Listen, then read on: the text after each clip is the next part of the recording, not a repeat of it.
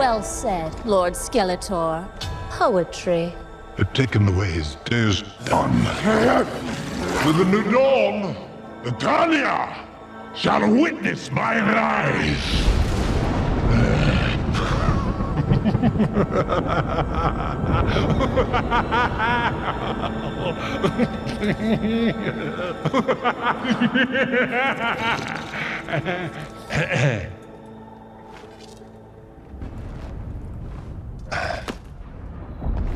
That's it. I finished. Of course, my lord. When I raise my fist like that, I'm done. Yes. That is the crescendo. No for the future, my lord.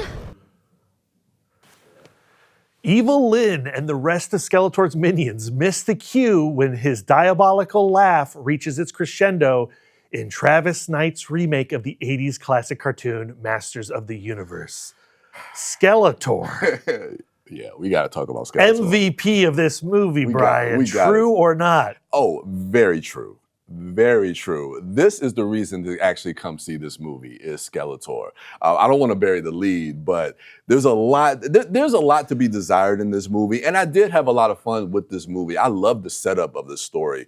It kind of structures itself a little bit, kind of like Man of Steel, where we're on Eternia. We see, Skeletor come to take over Eternia. I like a lot of the fight scenes. I like all the setup that we get on Eternia, and then we kind of jettison the Earth. But what I like about that is there's been a lot of concern about, you're going to have Prince Adam on Earth? Yeah, you're doing that again? The Dolph Lundgren film did that in the 80s, and we hated it then. Yeah. We want an Eternia movie. Yeah. Why are you doing this? But to that point, we don't spend a lot of time on Earth. We go to Earth, we're maybe there for about maybe 15 minutes, and then we're right back into Eternia. Fair. So I would say about 75% of this movie is on Eternia, where we as kids who grew up watching Masters of the Universe and played with all the different toys, we're childs of the 80s, we want to see that world. We want to see these characters. And Travis Knight, who seems like he comes from our generation, really kind of understands that. Well, I like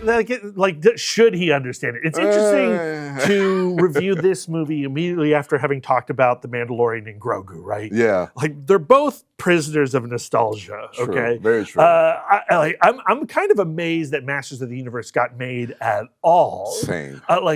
Who wants to see this movie beyond a bunch of 50-year-old dudes, okay? Yeah.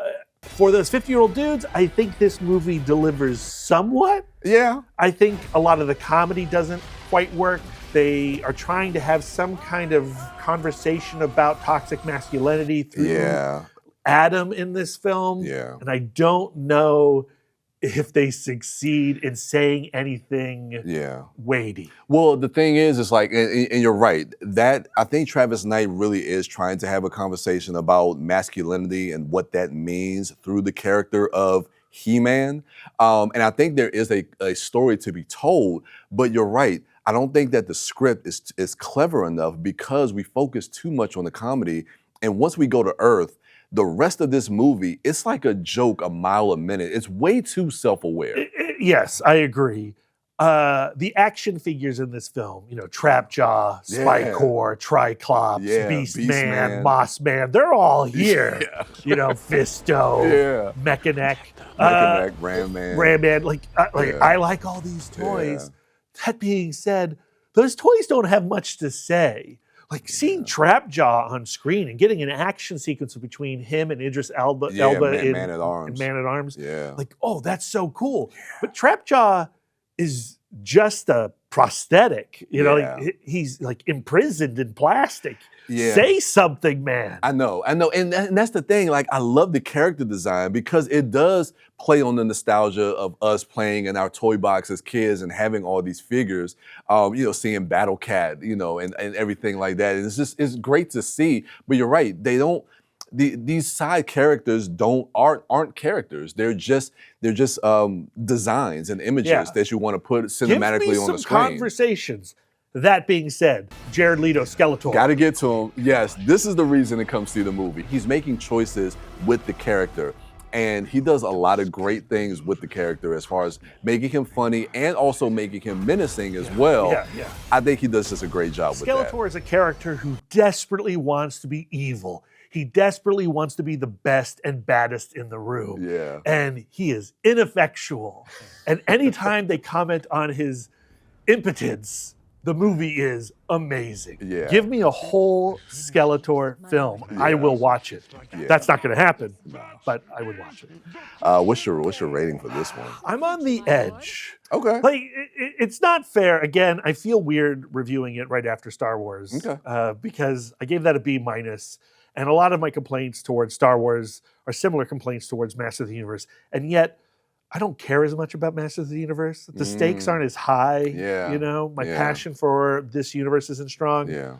So I give it a B plus. I like it a little bit more than The Yeah. Mandalorian and Grogu. Yeah, I'm right on the line because of, like I said, I just think it just loses me a lot. And anytime Skeletor is not on screen, I'm just waiting for him to come back on screen because everything else, even with the protagonist, I'm just not invested in. I mean, towards the end, we get some great funny stuff with Ram Man and Fisto, but after that, it's just like, it just leaves me wanting more. But with that being said, I had a good time watching it, so I'm going to lean over the B plus as well. Not a high B plus, but I think you can have fun with this movie. And for our demographic, Our age is showing, Brian. they are, they are, unfortunately. But yeah. If you liked what you just saw, Then check us out on YouTube at PGC TV Online. We'll see you at the movie.